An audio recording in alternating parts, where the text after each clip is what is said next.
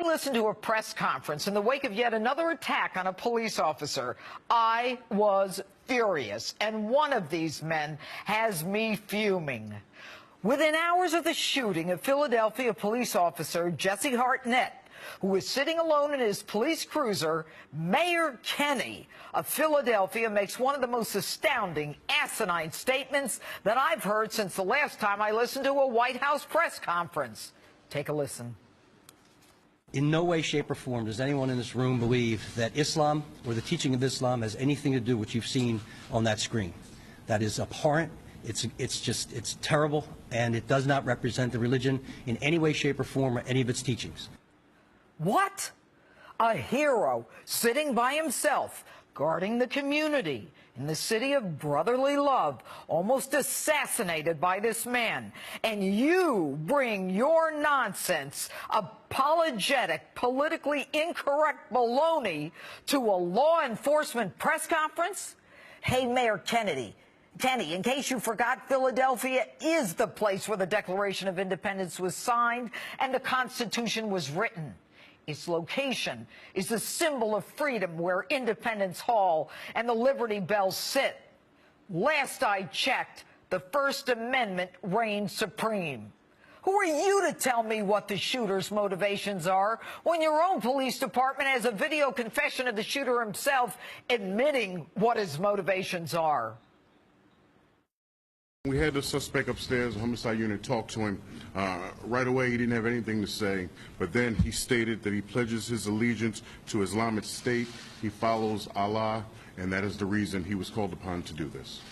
How dare you take the sympathy away from the victim, Officer Hartnett, and the men and women in blue under siege every day in this country by the haters, and turn it into sympathy and understanding for a different group?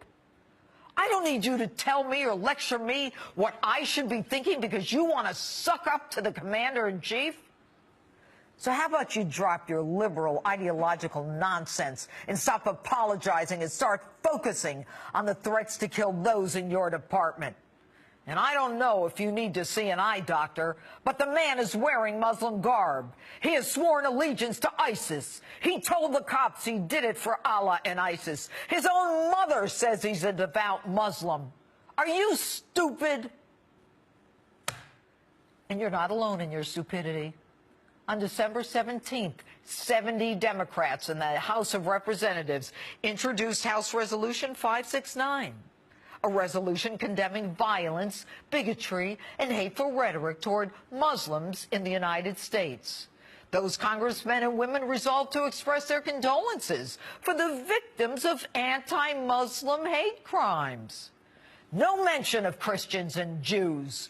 2 weeks after the Islamic State-inspired massacre of Americans in San Bernardino, California.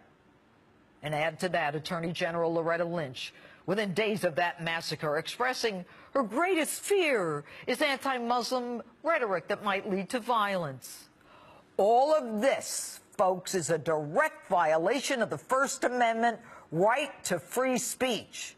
Yes, offensive speech is protected. And need I remind anyone that the First Amendment reads, Congress shall make no law respecting the establishment of a religion or abridging freedom of speech. These folks don't seem to understand that they are violating our free speech rights under the First Amendment. Offensive speech is protected, and Congress is forbidden from promoting one religion over another. Now, I have feared for some time that Sharia law is already here. This resolution is an affront to the freedom of religion by prioritizing one over others. By the way, this resolution and the names of those who sponsored it are on my Facebook page. So, Mr. Mayor, stop mouthing off when you don't know the facts, because you're pandering either to the White House and the political class that is taking us down this road. Why don't you start by offering your sympathies to Officer Hartnett, his family, and the families of those Americans killed in California?